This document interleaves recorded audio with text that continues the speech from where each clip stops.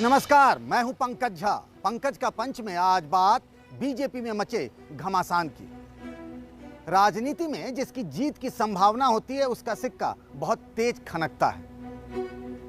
उसी संभावना के हारते ही वो सिक्का रेजगारी से भी बदतर हो जाता है।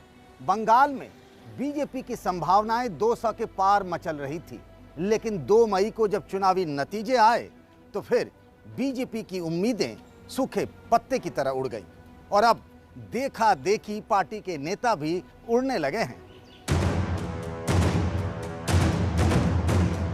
हम तो बीजेपी छोड़ के तृणमूल में आया है और अभी बंगाल में जो स्थिति है, ये स्थिति में कोई बीजेपी में रहेगा नहीं। एक मुकुल राय होते तो बीजेपी कह सकती थी ऐसे लोग आते जाते हैं, लेकिन बंगाल में ही मदन मित्रा से लेकर दूसरे कई नेता दीदी की चौखट के बाहर उस तरह खड़े हैं जैसे नवरात्र में बंगाल में लोग देवी प्रतिमा के घर के बाहर खड़े रहते हैं। बीजेपी के लोग तो धरना दे रहे हैं कि दीदी अब माफ करो और अपने पास बुला लो। चुनाव हारने वाली पार्टी के लोग उदास और निराश हों ये तो स्वाभाविक है, लेकिन बंगाल वाली बीजेपी में तो भगदड़ मची है। बस ममता के ग्रीन सिग्नल का इंतजार है। इशारा मिलते ही कई पाला बदलने को तैयार बैठे हैं। बीजेपी विधायकों की टोली राज्यपाल से मिलने पहुंची तो 25 एमएलए गायब रहे। आना जाना ये चलता है पॉलिटिक्स में। मैं भी टीएमसी छोड़ के बीजेपी में ज्वाइन किया दिसंबर महीने में। इसलिए कॉन्स्टिट्यूशन में भारत की जो मल्टीपल पार्टी सिस्टम है, इसमें ये सिस्टम है। लेकिन मुकुल जी को अपने विधायक पद से रेजिग्नेशन देना चाहिए। बंगाल बीजेपी में कैलाश विजयवर्गीय गो बैक के नारे लग रहे हैं। वही कैलाश जो पिछले 5 सालों से राज्य में पार्टी के बॉस हैं, उनके खिलाफ कोलकाता की सड़कों पर बैनर पोस्टर सज गए हैं।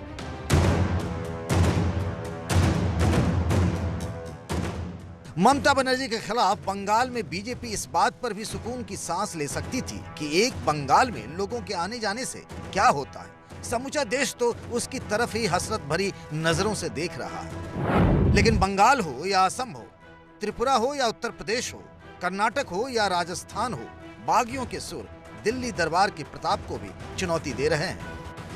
No minister is happy. What was he heralding here? Why you did this? No, I have to give money to the central. I have to give the money to the central leaders. What is? Are you taking money from here? पैसा बोलता है, सत्ता की चाहत बोलती है, और जहां उस चाहत को जगह नहीं मिलती है वहां बगावत बोलती है। बीजेपी के सामने कर्नाटक से एक ऐसा संकट पैदा हो गया है जो प्रधानमंत्री नरेंद्र मोदी की सबसे ईमानदार प्रयास की धज्जियां उड़ाती हैं कि न खाऊंगा और न खाने दूंगा, और दूसरी तरफ दुनिया की सबसे बड़ी पार्टी के उस दावे को कि सबके अरमान कमल की तरह खिलने के होते हैं। बीजेपी में मोदी युग की शुरुआत होते ही येदियुरप्पा की घर वापसी हो गई। 78 साल के इस बुजुर्ग नेता पर बीजेपी का 75 साल वाला फार्मूला तक लागू नहीं हो पाया। अपनी मर्जी से येदियुरप्पा सरकार चलाते रहे, लेकिन अब हवा खराब होने लगी। इधर ಬಗ್ಗೆ ನೀವು ಕ್ರಮ ತೆಗೆದುಕೊಳ್ಳಬೇಕು, ಇದ್ರ ಬಗ್ಗೆ ಆಕ್ಷನ್ ತಗೋಬೇಕು। ನನ್ನ ಫೋನ್ ಕೂಡ ಟ್ಯಾಪ್ ಆಗೈತಿ, ನನ್ನ ಫೋನ್ ಕೂಡ ನಾ ಎಲ್ಲಿ ಹೋಗ್ತೀನಿ ಏನು ಹೋಗ್ತೀನಿ ಎಲ್ಲ ಕಡೆ ಮಾನಿಟರ್ ಮಾಡ್ತಾ ಇದ್ದಾರೆ। ऐसा भी नहीं है कि कर्नाटक बीजेपी में अचानक से कलह बढ़ गया है। दिल्ली के कुछ नेता भी इसे हवा दे रहे थे। आप इशारा समझ सकते हैं। जब लगा कहीं बात बिगड़ न जाए तो फिर गुप्त फीडबैक लेने के लिए पार्टी के प्रभारी अरुण सिंह को बेंगलुरु भेज दिया गया।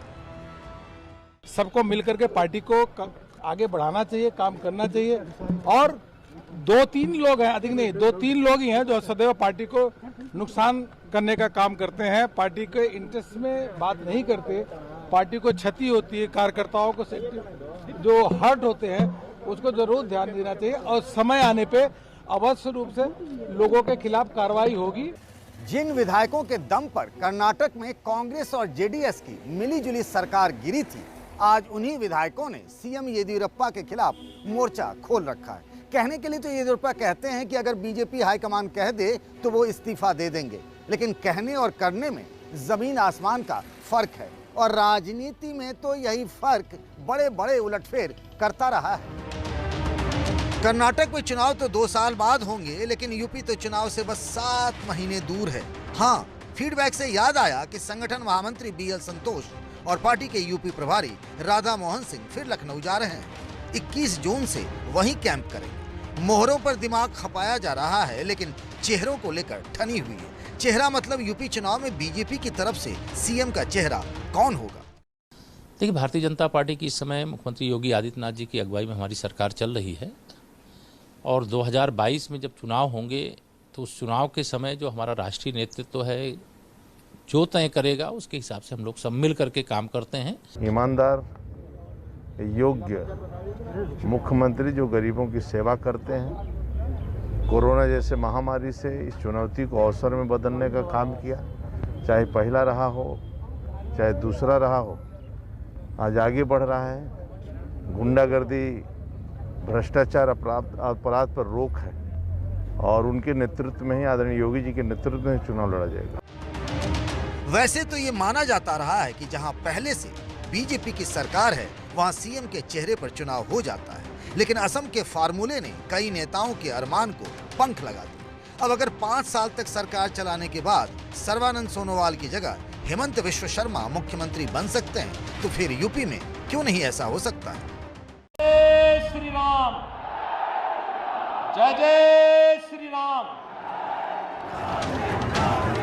हम 2017 में 300 से अधिक सीटें जीत करके सरकार बनाए हैं, वैसे ही 2022 में भी 300 से अधिक सीटें जीत करके सरकार बनाएंगे। पिछले चुनाव में केशव प्रसाद मौर्य का 300 पार का अनुमान सही निकला, लेकिन मुख्यमंत्री बनने का उनका अरमान पूरा नहीं हो पाया। सत्ता में पिछड़ों की हिस्सेदारी के बहाने वे अपने लिए वही कुर्सी चाहते हैं जिस पर अभी योगी आदित्यनाथ बैठे हैं। वही योगी जिनकी गिनती अब बीजेपी के टॉप 3 नेताओं में होती है। योगी के दिल्ली दौरे के बाद भी यूपी बीजेपी में सत्ता का संघर्ष जारी है। लाख दावे किए जाएं, लेकिन सच तो यही है कि बीजेपी कैंप में ऑल इज वेल नहीं है। लेकिन आज यहाँ आने के बाद लगता है कि न मुझे किसी ने भेजा है न मैं यहाँ आया हूँ, मुझे तो माँ गंगा ने बुलाया है। बात सिर्फ यूपी की नहीं है। यूपी की सियासत देश की दशा दिशा तय करती है। अगर बीजेपी के हाथ से यूपी गया तो समझिए दिल्ली बचाना मुश्किल हो जाएगा। इसीलिए बीजेपी अब यूपी वाले सहयोगी पार्टियों को खुश करने में जुटी है। बंगाल की हार बीजेपी के लिए नासूर बन गया है। घर वाले और बाहर वाले सब दबाने में जुटे हैं। भारतीय जनता पार्टी में 2-3 राज्यों में इस समय जो कुछ चल रहा है, केंद्रीय नेतृत्व को पर्यवेक्षक या कहें टीम भेजनी पड़ रही है। कर्नाटक की बात करें, त्रिपुरा की बात करें, या फिर मध्य प्रदेश में तो अभी नहीं भेजा गया है किसी को, लेकिन उसके 2-3 कारण हैं। एक तो स्थानीय नेताओं की महत्वाकांक्षा, उनको लगता है कि अब हमारा समय आ गया है, हमको मौका मिलना चाहिए। कोई अपने को किसी से कम मानने को तैयार नहीं है। जो स्थापित नेतृत्व है उसके बारे में ये धारणा उनके मन में ये होती है कि अब इनको हट जाना चाहिए, हमको मौका मिलना चाहिए। एक दूसरा, निश्चित रूप से पश्चिम बंगाल के चुनाव का जो नतीजा आया है उससे लोगों को लगता है कि इस समय अपनी बात मनवाना शायद ज़्यादा आसान होगा। तीसरा कारण ये नज़र आता है कि कोरोना, पश्चिम बंगाल और 5 राज्यों के चुनाव, इन सब में जो इग्नोर किया गया, मतलब ध्यान नहीं दिया केंद्रीय नेतृत्व ने, ये समस्या इसलिए थोड़ी और बढ़ती गई। त्रिपुरा में बीजेपी की सरकार बनना किसी अनहोनी से कम नहीं था, लेकिन अब वहां भी आग लगी है। सीएम विप्लव देव के खिलाफ उनकी ही पार्टी के लोग बगावती मूड में हैं। पार्टी हाईकमान को BL संतोष को वहां भी भेजना पड़ा। ममता बनर्जी ने यहां बीजेपी का खेल खराब करने के लिए सारे घोड़े खोल दिए।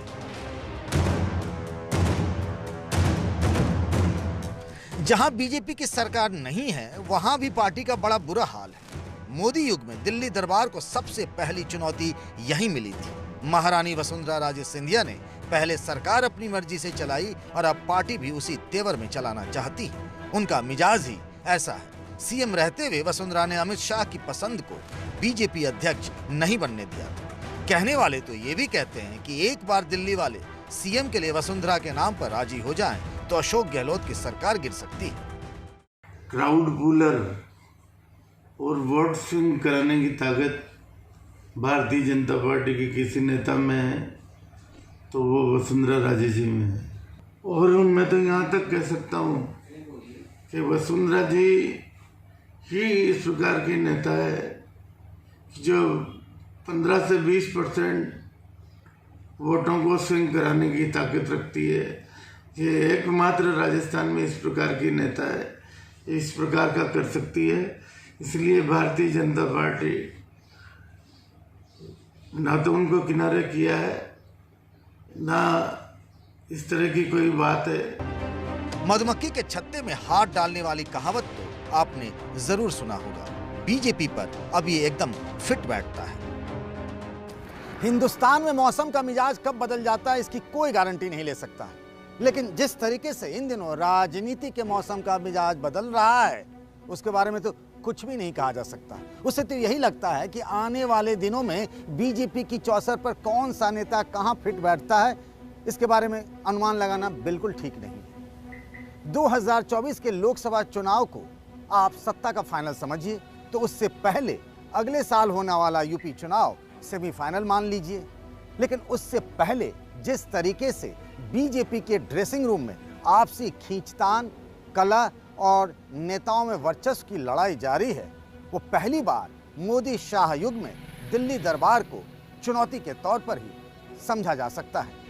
पंकज का पंच में आज के लिए बस इतना ही। अगले हफ्ते इसी समय आप सबसे मुलाकात होगी। तब तक के लिए नमस्कार।